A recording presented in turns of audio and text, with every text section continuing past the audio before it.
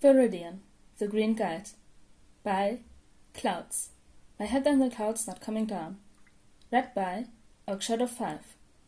Chapter 58. Communication. Summary. Izuku tries to be better moving forward.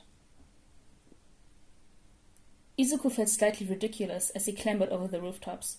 He had taken a week off after a somewhat disastrous last meeting with Eraserhead, because, as much as he hated to admit it, Eraser had a point, at least on some level. Izuku had been using vigilantism as a coping mechanism, and not a very good one at that, and even if he couldn't be a real hero because he was quirkless, Eraserhead was right. He couldn't keep doing things the same way he had been. Something had to change. First of all, he couldn't abandon Denki and Mom.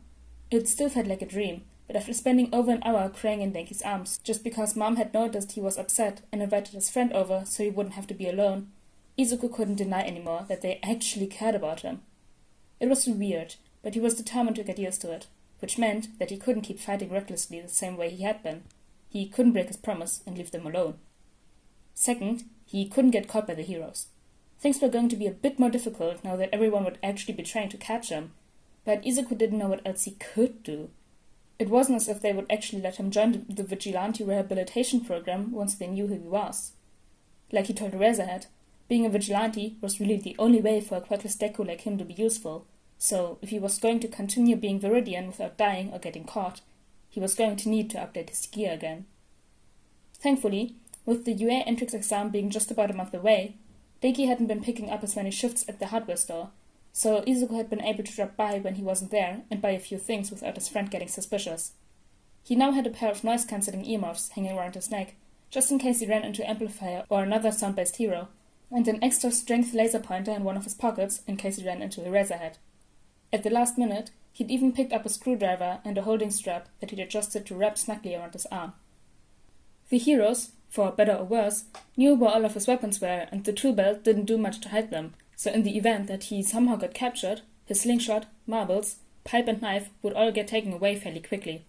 If he wanted any chance of escaping before the heroes got him to the station and figured out he was quirkless, he needed at least one emergency weapon in his arsenal that nobody knew about, hence the screwdriver, which he could hopefully use to pry open cuffs or take the hinges off of doors.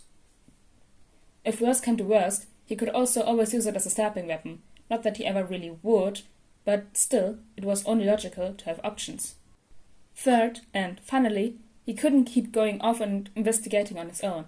If he had any useful information, he needed to make sure the heroes were aware of it before he moved forward. If they could just communicate better, it should prevent anything like Kohaku's death from happening again, or at least make it very unlikely. So if Izuku thought there was any possibility of danger at all to anyone besides himself, he would give the information to the heroes and let them handle it, assisting only where necessary. He would also be extra super careful from now on to make sure both he and the heroes knew exactly what they were walking into before they attacked. Which was why Izuku was now walking toward one of the places he normally saw Eraserhead, a full notebook in one hand and a laser pointer hidden in the other, in case he needed to escape quickly. With everything that had happened with the debut of the Berserkers, Izuku wasn't sure if Eraserhead had any more time to look into that lead about the symbol of evil in Offer 1, so he'd taken all the research he'd done on both that and on quirk transfers in general, and summarized it as best he could in a way that he hoped Eraser and the other investigators would be able to understand. He'd had to write a few research papers for his quirk theory classes online, so he'd basically used that format, adjusting it to fit the information he'd gathered and included the sources so that it could look deeper in case he'd missed something, but he could only hope all of that would be enough. There was no guarantee that this All for One or someone like him was actually in charge of the villain factory, but it couldn't hurt to pass along what he'd learned. Eraserhead was already there when Izuku arrived, looking out over the streets as he waited for any sign of danger. Izuku took a deep breath and shifted his feet, ready to run, but he knew that that was more than enough to alert Eraser to his presence. "Hey, Eraser, good news, I'm not dead yet." Eraser glared at him, but Izuku felt a twinge of guilt when he saw the hero's shoulders sag in relief. He mentally added him to the list of people to stay alive for. He couldn't abandon Denki, Mom, or Eraserhead. He would be better for them. "Thanks for the heart attack, kid," Eraser grumbled. "Have you given any more thought to my offer?" "It's not possible, Eraser." Izuku smiled slightly. "Being a vigilante is about as good as I can ask for." "Problem child," Eraser tried. But I'm going to try to be better, Izuku offered quickly, gently setting the notebook he'd compiled on the ground. This is all the research I've done on the symbol of evil lead. I'll let you handle it, but I hope it'll be useful. Oh, and I've been kinda hoping this will go both ways. I'll share whatever leads I got on the case, and you share info with me so I don't mess up again. That way we can still work together and keep people safe whenever you're not actively trying to arrest me. We'd be able to communicate more effectively if we were in the Vigilante Rehabilitation Program, Eraser deadpanned. So, while I appreciate the thought, it's illogical. Why don't you pick up that notebook and we can go over what you found at the station with Detective Sakauchi? Izuku shook his head and got ready to run. If I go with you, you won't let me keep helping people? You'll still be helping people, kid. Eraser had reacted to Izuku's shifting body language by grabbing his capture weapon. You'll just be doing it legally.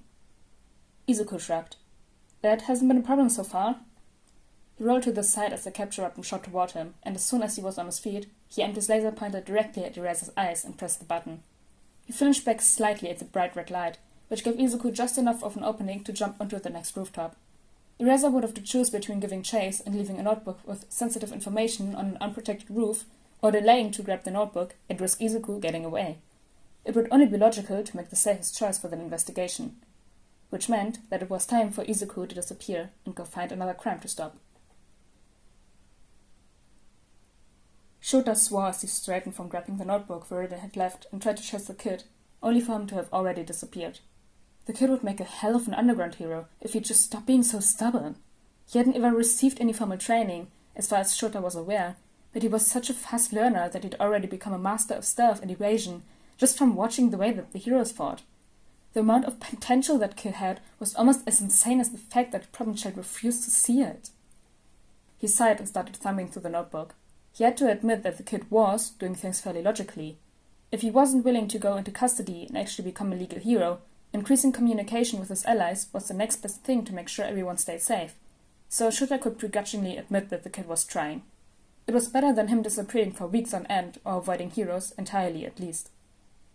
He'd pushed the symbol of evil Lee to the back of his mind, since his major concern at the moment were the berserkers and figuring out ways to stop them.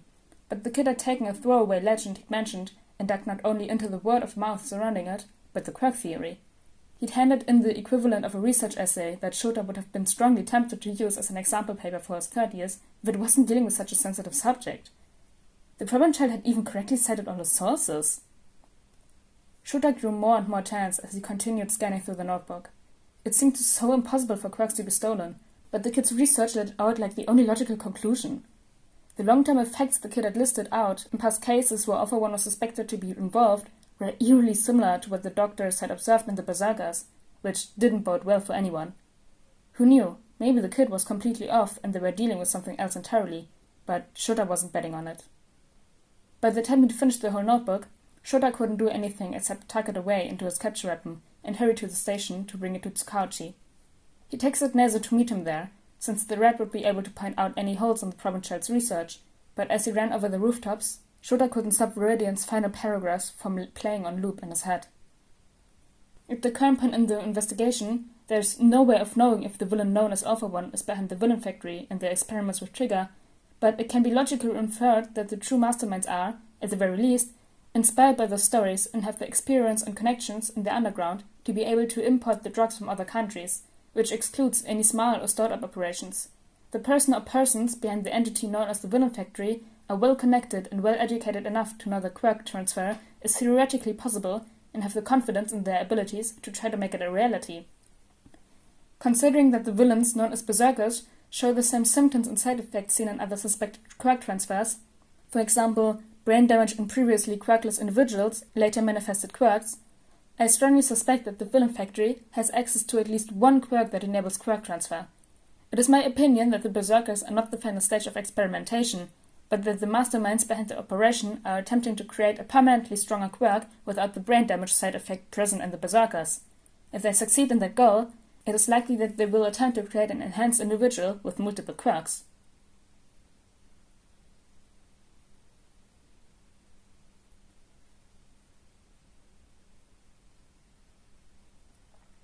I hope you guys enjoyed chapter 58 of Viridian the Green Guide, and I'll see you all next time. Bye!